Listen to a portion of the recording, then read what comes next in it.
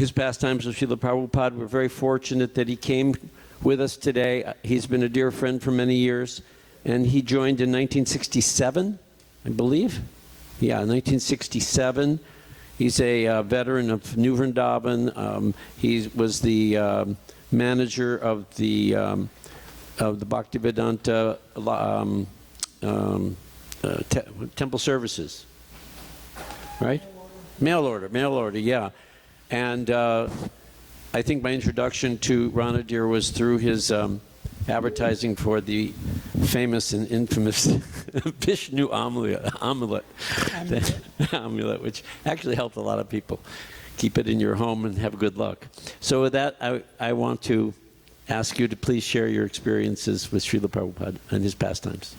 Thank you very much, Nrsingananda, and all glories to the assembled devotees. All glories to Srila Prabhupada.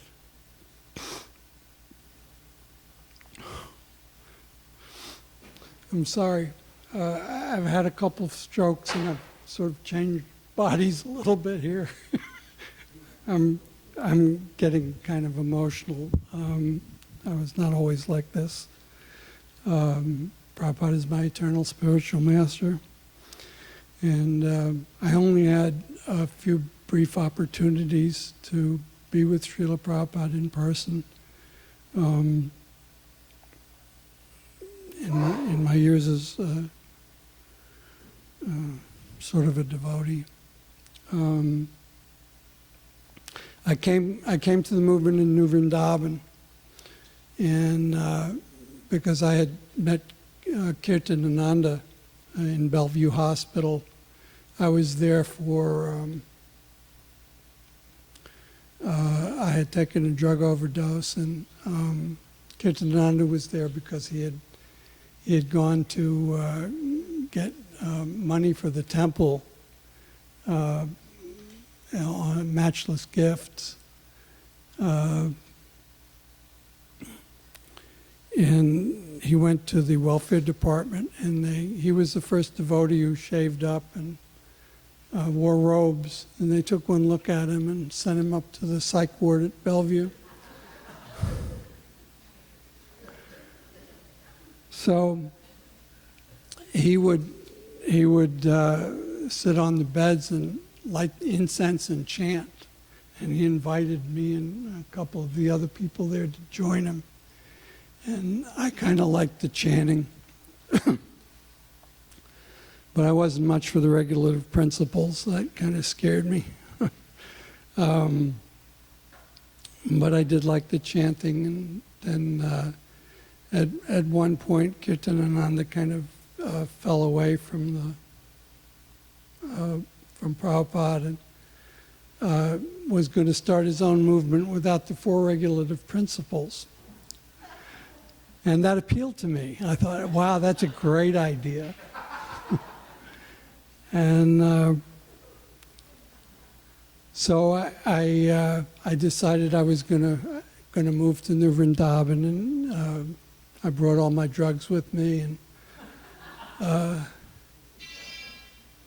they put up with it because I was having a friend send me a welfare check from New York, and so I was contributing some money, and by the time I actually got there, they had made up with Prabhupada, and all of a sudden it was, four regulative principles, and I wasn't quite up to speed with that, but somehow or other, I wrote to Prabhupada, and I asked him what to do, and he said, you keep taking your medicine. I was on the methadone program at the time. And he said, you keep chanting, and eventually you won't need it. And so that's actually what happened. But the first time, well, it's not the first time that I met Srila Prabhupada. The first time I really remember well was we went to Boston. Prabhupada was coming to see the press had just been installed in Boston. And some of the devotees from New Vrindavan went to see Srila Prabhupada. It was quite a long drive, but we went up there, and I remember the first thing was that after we arrived, I remember there was quite a lot of consternation because the householders were very, and everyone in the temple was preparing for Srila Prabhupada's visit. And Prabhupada got there, and the first thing he asked to see was the householders' quarters, and they were a wreck. And he went and toured them, you know, because everybody had been so busy with the temple that so all the devotees were very upset because Prabhupada had seen the quarters in such a mess. But after Mangal Arti, there was darshan with Prabhupada, and they had like a curtain across the temple room, and behind the curtain, Srila Prabhupada was conducting the darshan, and it was for all the senior devotees. But I really wanted to see Srila Prabhupada because what had happened was, while I was at New Vrindavan, my mother, who was in England, had sent me a sweater. And when I got it, I was stunned. I thought it was a really beautiful sweater. And I said, well, this is kind of too good for me. I'd like to give it to Srila Prabhupada. And so I set it aside in a plastic bag, and somehow or other kept it clean in the mud and general, dirtiness of New Vrindavan. It was pretty primitive in those days. And somehow I preserved it in the brahmachari ashram there, upstairs in the farmhouse. And so when we drove up there, I brought the sweater, and I was waiting for an opportunity to go in, and when they had this darshan, I somehow sucked it up. I was terrified of Srila Prabhupada. I was so scared of him. God. I always felt like he could see right through me. And like this devotee disguise that I wore wasn't cutting it with Srila Prabhupada. So anyway, somehow or other, I got the bravado to go in there with all the big devotees. And I don't remember whether I said something or somebody else said something, but I told Prabhupada I had this sweater for him that my mother had given me. And Prabhupada said, oh no, I cannot take that. Your mother has given it to you, and you should keep it. I was devastated. I just, I had been planning this for months. and this was like my opportunity to have some relationship with Srila Prabhupada. And I started, I just broke down. Prabhupada could see that, of course. So he said, I must have said something like, please, Srila Prabhupada, take it. And he said, okay, but we'll exchange. And he had this sweater on, it was thick wool sweater, big brown wooden buttons. And he unbuttoned them one by one very slowly and took the sweater off and gave it to me, and I gave him it was a pullover, saffron pullover. And I don't know, it was just so sweet. And all the devotees in the room started crying. It was like a very tender, sweet moment. And I won't forget that. I've had a couple of strokes and I've forgotten a lot of stuff, but I won't forget that. That was such a sweet moment.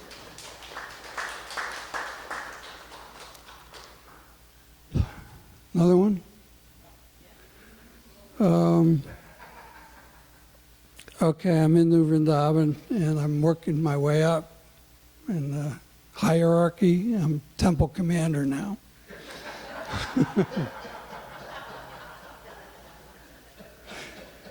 And it was at one point Prabhupada called all of the temple presidents to come to New Dwarka, and the idea was to see how a proper temple should be run. And I guess, the bigwigs at New Vrindavan didn't want to go.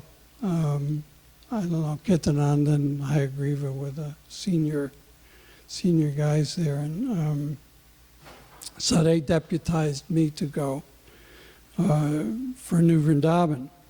And before I left, I was charged with telling Srila Prabhupada about Hayagriva. And Hayagriva was, he was kind of a cantankerous guy.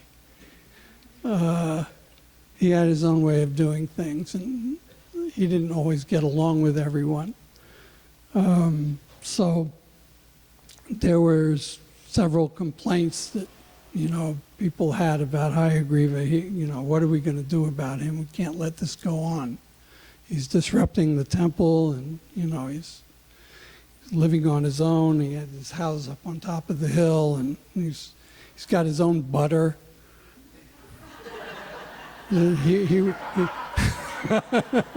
He would bring it to meals, and nobody else had butter.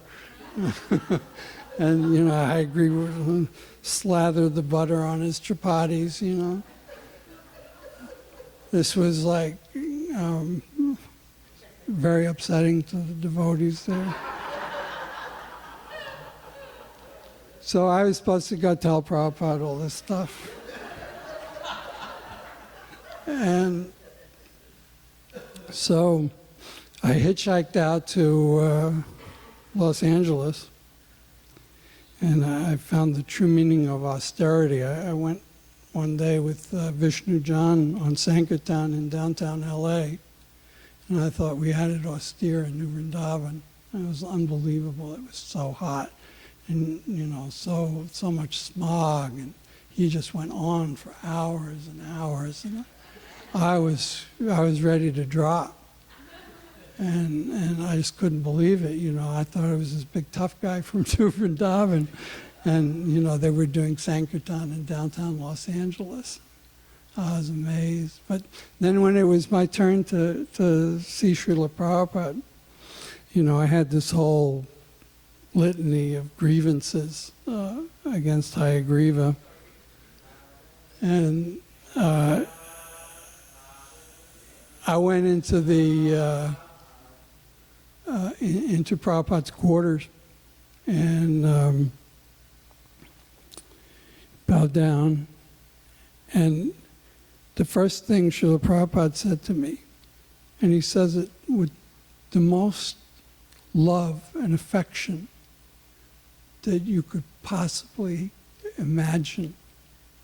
He said, "And how is Hayagriva?"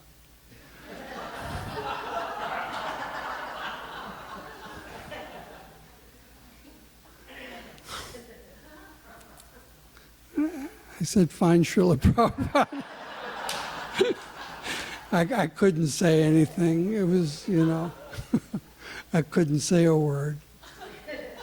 So, that was my lesson in tolerating other devotees.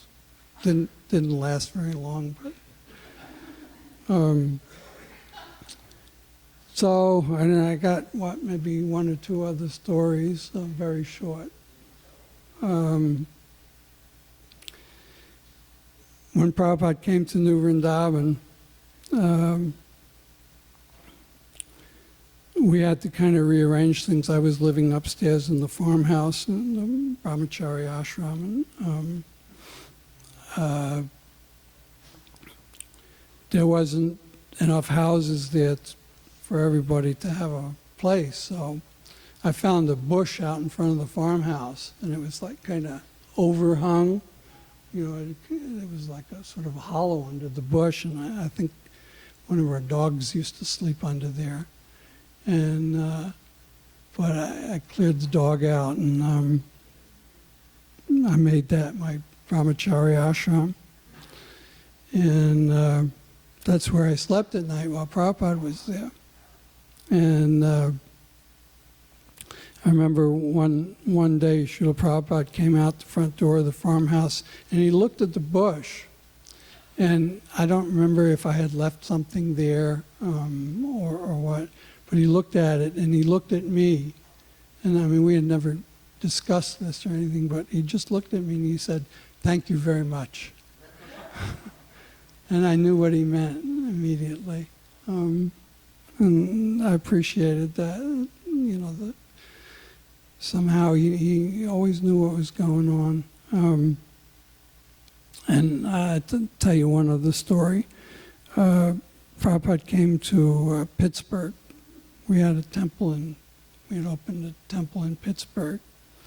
And it was a very nice temple, nice neighborhood. And so we invited Prabhupada to come, and then we came up from New Vrindavan. And I don't remember if I was actually at the Pittsburgh temple at that time or still at New Vrindavan, because I had something to do with the Pittsburgh temple afterwards. But at any rate, Prabhupada was there, and he would go on morning walks, and the big devotees would all go on morning walks with him and everything. And I thought, oh, you know, I'm going to get to go, you know, because like I'm temple commander or whatever, you know. And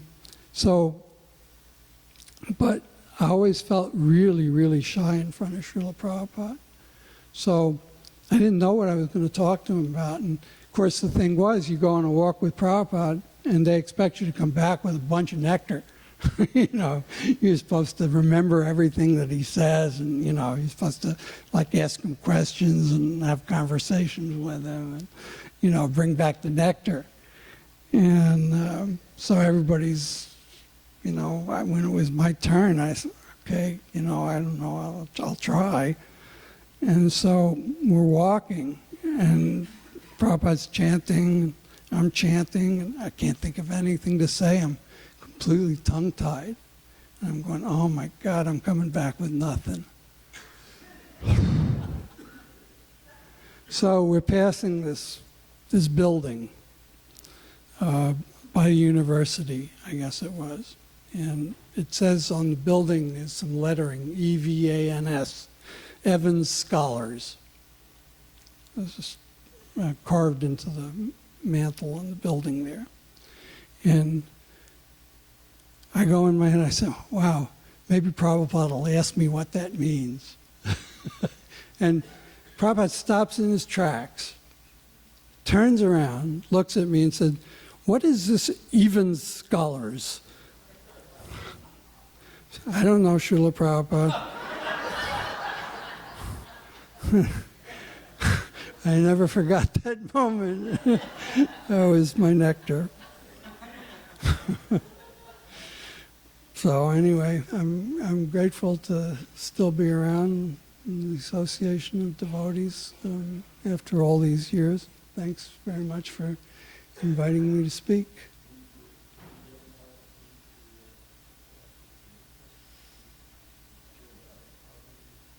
I don't remember. I'm sorry. Those are my stories. I'm done. Well, we want to thank Ranadhira, Prabhu.